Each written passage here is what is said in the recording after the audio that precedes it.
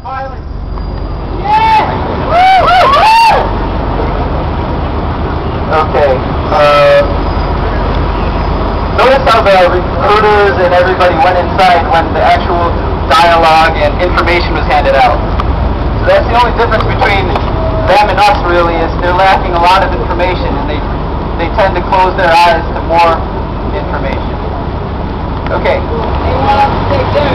That's right.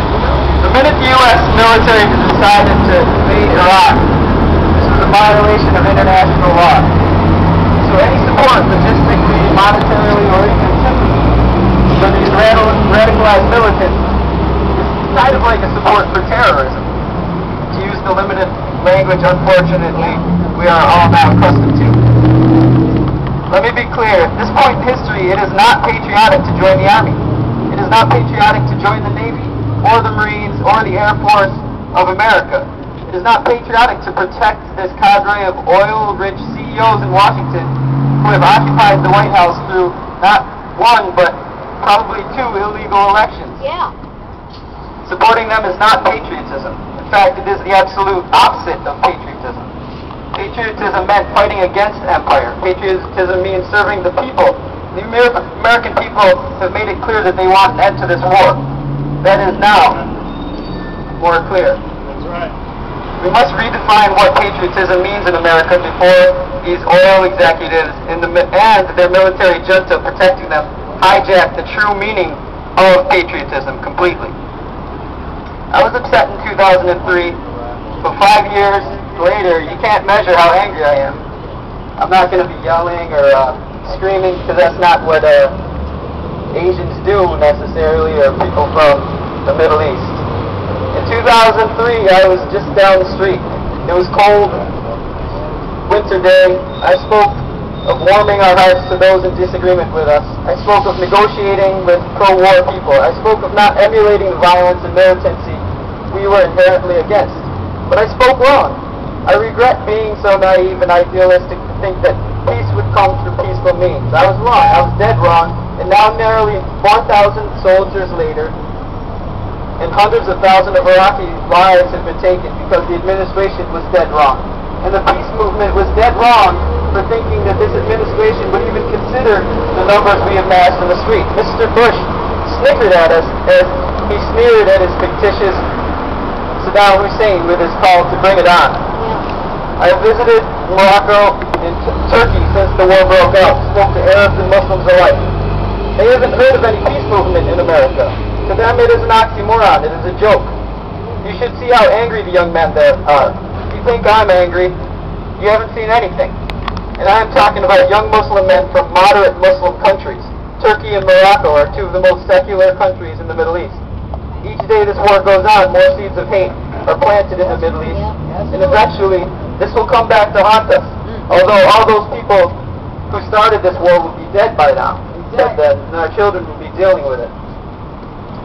I listen to these Arab men and Muslim men with sympathy, but I don't know about how much empathy.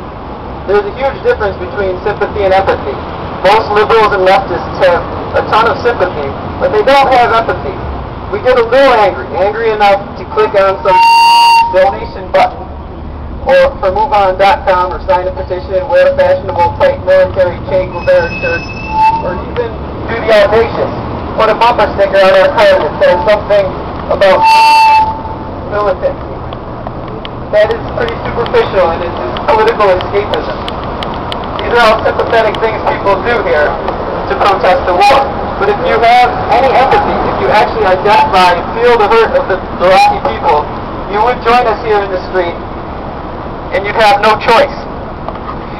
There comes a time when these symbolic gestures become hollow. Hollow to brown people who see people donate with one check to Move On or some other grassroots organization, but then with the other bigger check send millions to the government that continues to occupy and destroy the people of Iraq. New York spent $40 billion servicing the war this past year.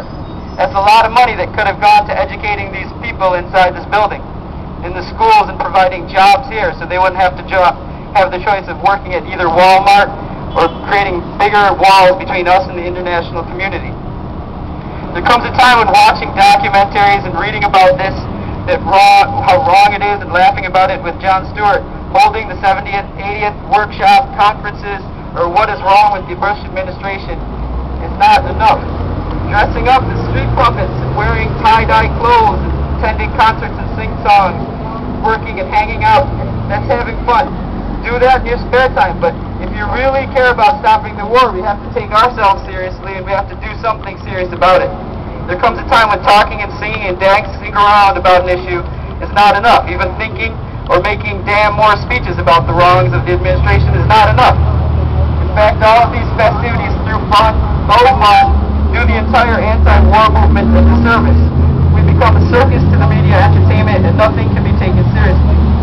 Because now it is no longer a movement, it is moving nothing. It is talking about moving something, but is moving nowhere. The government has not budged from its point. Even the most liberal of Democrats talk only about a gradual withdrawal. There comes a time to reevaluate one's methods and take on new strategies, because obviously the old strategies of holding hands and singing Kumbaya or we will overcome have not worked. I was all for those strategies in the beginning. I tried to sing those old songs. I tried to do the chants. I tried to put out my cool activist shirts and bumper stickers, but I finally had to recognize that when a government announces a surge in troops rather than a withdrawal, our cute little anti-war movement has failed. Sure, these are token examples of success, and I don't mean to overlook those here, but it is time, high time, we all took a deep look inside us and altered our strategy. With the death toll rising for both Iraqis and American soldiers, it is no longer acceptable to just hold peace vigils and pray that this war goes away. It's no longer acceptable for anyone who is angry about this perpetual war to let that anger dissipate into despair and disillusionment, abandoning the movement to the weaker-willed or cooler-blooded activists. Diplomacy with officials who don't know anything about diplomacy is a failed strategy. Democratic means by an administration that abandoned democracy to get where it is a failed strategy.